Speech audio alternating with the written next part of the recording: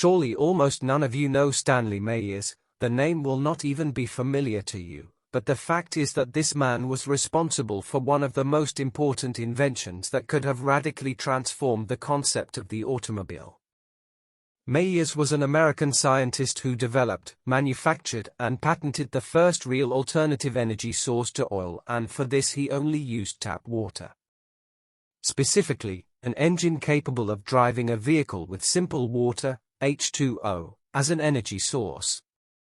His theory consisted of breaking the water molecule based on positive kilowatt impulses, at frequencies between 10 and 15 kHz.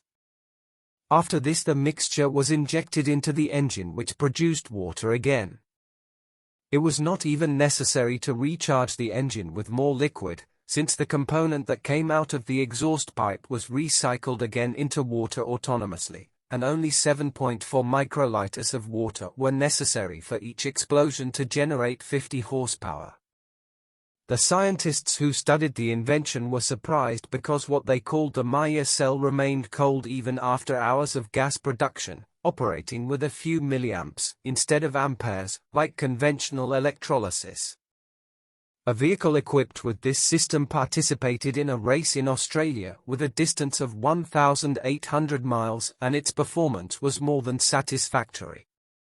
Furthermore, in the event of a collision, the engine would not explode since it does not transport hydrogen. Stanley Meyers came to work for NASA and was named Inventor of the Year in 1993. However, he died of poisoning and under mysterious circumstances at the age of 57, one day before signing a multi-million-dollar contract with the U.S. Ministry of Defense. His brother stated that months later Meyers' buggy vehicle and experimental equipment were stolen. I don't want to get into the topic of conspiracy theories. Each of you draw your own conclusions. The fact is that this research was lost in the golden age of black gold. Recently this possibility was taken up again, and there are serious studies on the matter. The studies are very advanced.